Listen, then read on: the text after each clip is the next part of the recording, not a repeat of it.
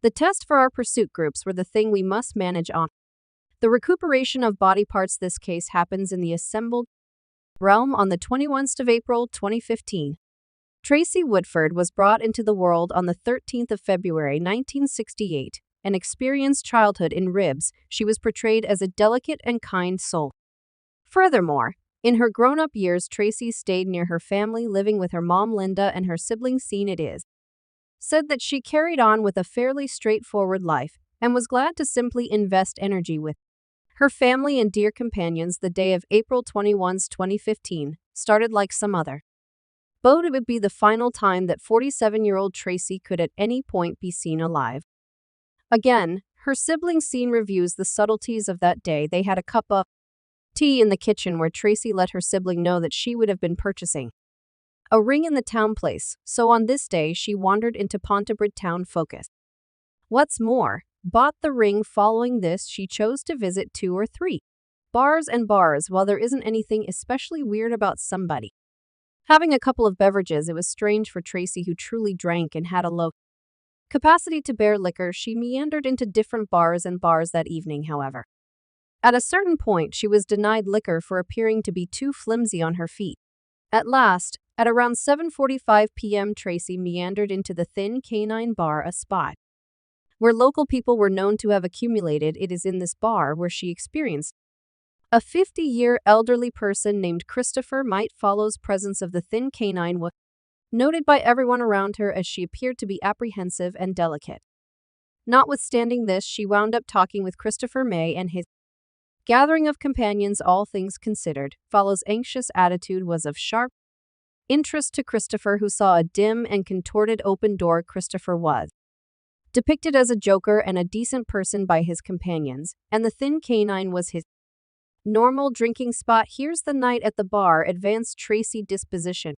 Moved, she livened up and started to feel okay with Christopher and his companions. Observers would later review seeing the two playing with each other, with Christopher at one guy presenting toward get her beverages, assuming she returned home with him, in spite of the fact that Teresa demanded that she was not that sort of lady, but rather. As the night continued and as the clock approached 11:30 p.m., CCTV cameras would catch Tracy strolling close by Christopher, heading towards his level. 3 hours following Tracy's keep-going appearance on CCTV, neighbors living underneath Christopher's level were stirred by a sharp crash. The Nevis expected that Christopher was getting back following a late evening drinking like he would generally do, and that he was tanked and had fallen over. In view of this, they gave little consideration that night. Tracy didn't make it home, and her family ended up being profoundly stressed. The following day, Christopher showed up at his working environment. He worked at an eatery. What's more, individuals from staff at this eatery saw noticeable scratches all over. The chief asked what had befallen him, and Christopher recapped an account of a mishap, including a survey that he bought from a home improvement shop. This clarification was acknowledged without doubt at the time, as there was no motivation to associate anything vile. A nib with Christopher had likewise seen him strolling around, conveying something. His appearance established a connection with her ass. He had all of the earmarks of being very exhausted. She noticed that he appeared to be depleted of life. With still no word from Tracy, her family started to make a move. Tracy's mom had called around to check whether anybody had seen her little girl. She called her other girl, Sharon, to check whether Tracy had gone through the night with her, yet Sharon hadn't seen her. Possibly they had called and informed Tracy various times, yet there was no reaction. This conduct was all the way out of the standard, so they chose to include the police as the examination started. Their sorts started to fit out rather rapidly. The police looked at the bars in Pontypridd and had the option to follow the last snapshots of Tracy's developments. They heard from a significant number of local people that Tracy had last been seen playing with Christopher, and that the two had left the bar together on the 24th of April, only days after her underlying vanishing. Sergeant Stuart Williams and Constable Craig Gardner thumped on Christopher's entryway. At first met with hesitance, they continued and were at last conceded admittance inside. The main thing that struck the officials was a foul smell. One of the officials would later agree that he could smell what he accepted to be spoiled meat and feline pee inside the level. Christopher showed up troubled. He described the occasions of that late evening, let the police know that he had met Tracy and that they left the bar together. However, he asserted that he had made an improper proposal to Tracy and that she left subsequent to feeling offended. Christopher then, at that point, said that he got back that evening alone and had not seen or heard from her since. Not completely trusting the story, the police needed to test a little further. Officials mentioned to look through his level. What's more, Christopher concurred. They strolled further inside Christopher's home, where the smell turned out to be much more obvious. They entered the washroom of the home and pulled back the shower shade, and behind the shower drapery were Fallow's eviscerated arms and leg. The South Ribs Police Legal Sciences Examination Group were called to the level while Christopher was taken into guardianship and addressed. Inside the level were a chilling exhibit of devices. They found that Christopher had utilized a wood saw, kitchen blade, and scissors to eviscerate her body. The police found an Adidas backpack containing the upper middle of Tracy and a purse containing the halfway remaining parts of a thumb and fingers that matched the arm found in the shower. In spite of the fact that they proved unable to find Tracy's head inside, about the unfurling frightfulness spread like quickly through the local area as a thick police presence covered the region, and news sources accumulated during addressing Christopher let the police know that he had secreted a portion of her remaining parts in a Tempest channel. On the 25th of April, the police went to this area. Meat is inside this dim passage. They made a dismal revelation. The passage was unimaginably dull on an edge. A meteoroso from the base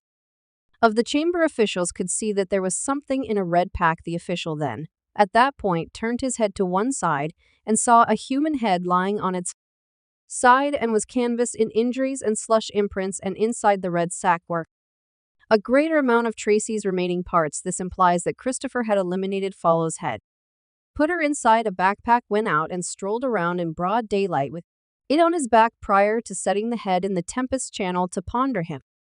Strolling around in broad daylight with a cut-off head is unimaginably cooling. The preliminary would start later into 2015. PC cricket nursery workers separated while giving proof about the second he found 3 pointers remaining parts in the shower. He said, "It thought my eyes were misdirecting me and that I was observing a loathsomeness of some kind."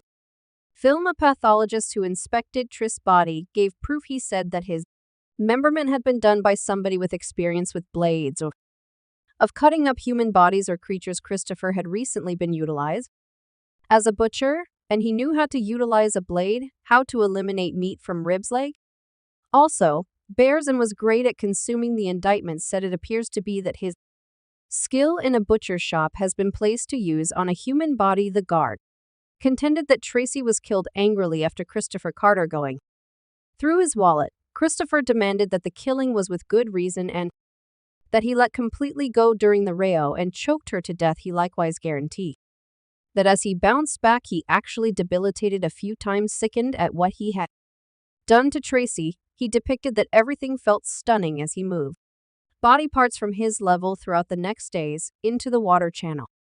In spite of the fact that it appeared to be that Christopher was not telling every bit of relevant information from that proof gathered, it appeared to be that this was no mishap. His PC uncovered that the evening of Fallow's passing, he had gone through hours watching grown-ups satisfied later killing her, proposing that there was some upsetting sexual rationale in the terrible wrongdoing, and not just that. Agents tracked down hints of Christopher's DNA on Tracy's body. The arraignment said that it's incredibly probable, on the off chance that, unsure that he involved her body for his own satisfaction when she was dead. The indictment contended that the killing of Tracy was a conscious homicide.